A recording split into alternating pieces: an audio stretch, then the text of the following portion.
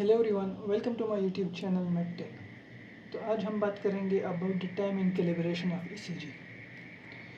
Actually अगर हम ECG जो ग्राफ पेपर है उसको हम देखें तो एक वाई एक्सिस और एक्स एक्सिस पर जो है दो चीज़ें हमें नज़र आती हैं। जो वाई एक्सिस है वो हमें शो करता है वोल्टेज, और जो एक्स एक्सिस है ये हमें शो करता है टाइम।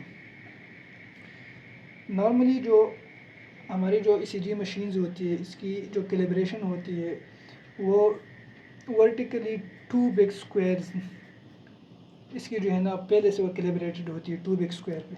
अगर आप ईसीजी पेपर देख ले तो ईसीजी जो स्ट्रिप है उसको स्टार्ट करने से पहले आपको इस तरह एक लाइन मिलेगा। ये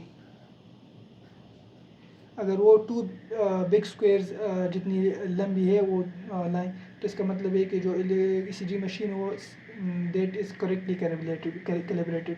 लेकिन अगर वो इससे लंबी है, इससे छोटी है, तो इसका मतलब है कि इसकी कैलिब्रेशन में गलती है, तो आपको फिर गलत रीडिंग देगी।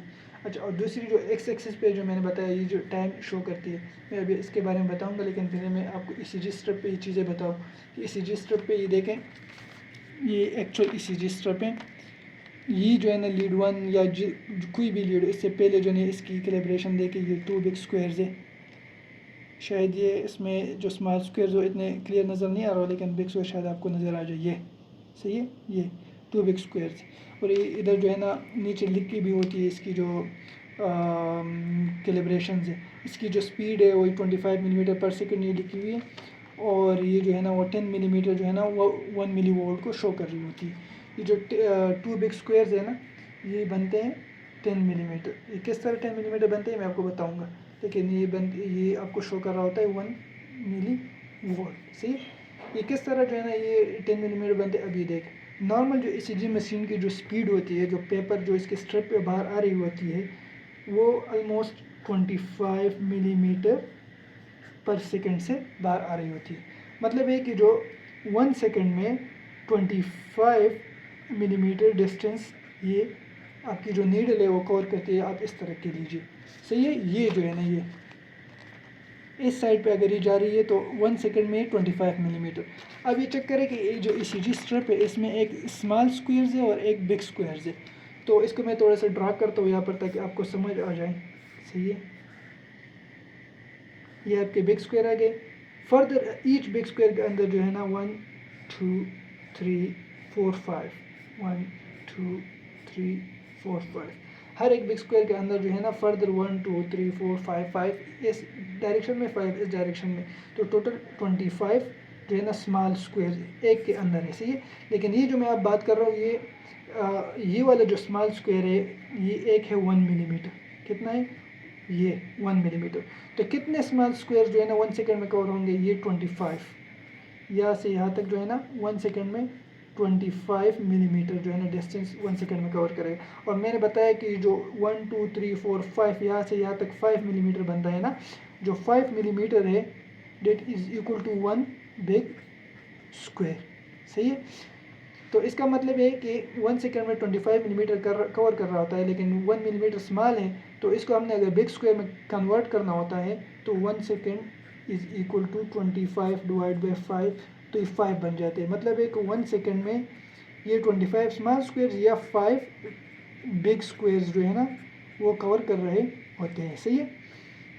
अच्छा, अब अगर हम ये चाहें कि जो 1 बिग स्क्वायर है वो कितने टाइम में जो है ना वो ईसीजी पेपर जो वो कवर करता है, तो इसको भी 5 पे डिवाइड करें, इसको भी 5 पे डिवाइड करें, तो 1 big square is equal to 1 divide by 5, जो कि बनता है 0.2 सेकेंड। सही है, तो जो 1 बिग स्क्वायर है वो 0.2 सेकेंड में ईसीजी जो स्ट्रिप है वो 0.2 सेकेंड में कवर करेगा। सही है।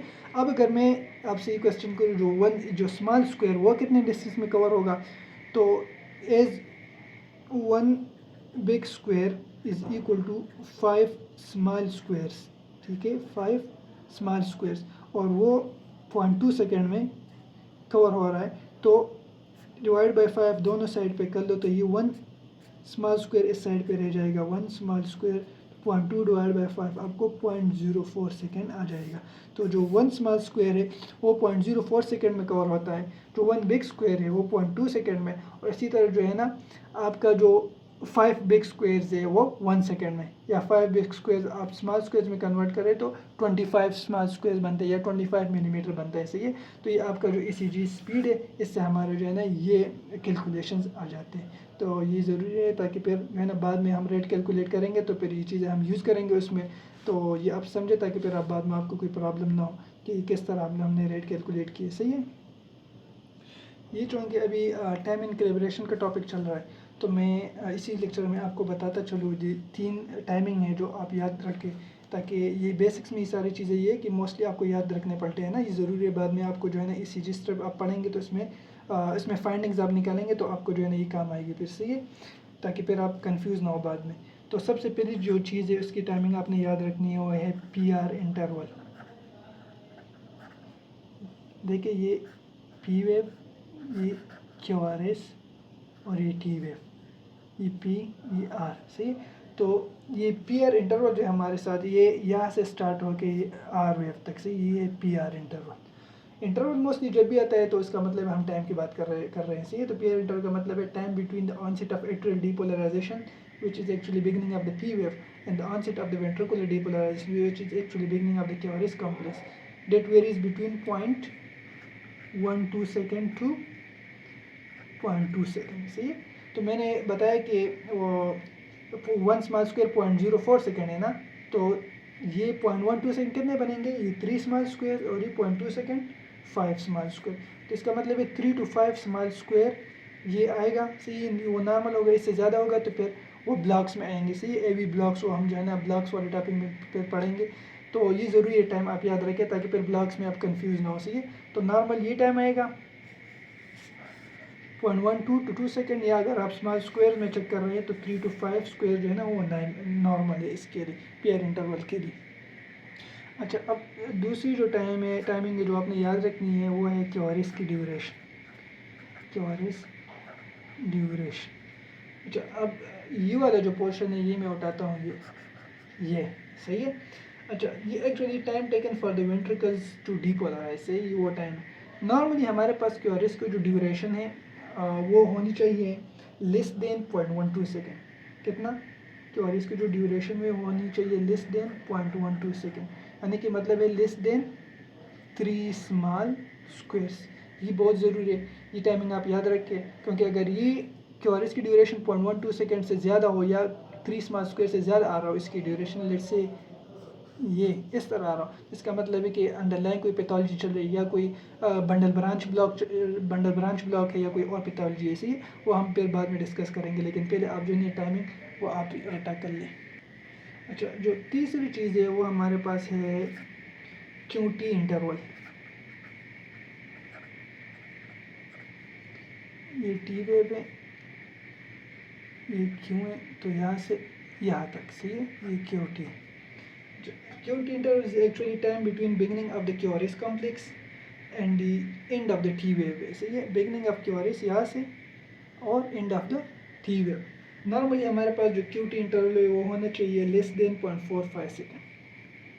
नॉर्मल टाइम जो है ना वो इसका होना चाहिए लेस देन 0.45 सेकेंड्स, या इसको अगर आप स्मॉल स्क्वायर्स में आप कन्वर्ट कर ले तो ये होना चाहिए लेस देन 11 स्मॉल स्क्वायर्स, ठीक है। तो ये टाइमिंग आ गई है, इससे हमारे पास QT इंटरवल के फिर अपनी सिग्निफिकेंस है, अगर ये जो है ना प्रोलॉन्ग्ड हो तो इसका क्या मतलब होता है, शॉर्ट हो तो क्या मतलब होता है, ये फिर हम बाद में जो रिस्पेक्टिव टॉपिक्स आएंगे उसमें पढ़ेंगे। तो it was all about the time in calibration of ECG and some important intervals and durations. I hope you guys have understand it. Thanks. In the next video we will be talking about the clinical aspect of the ECG and we will start with the rate. Thank you.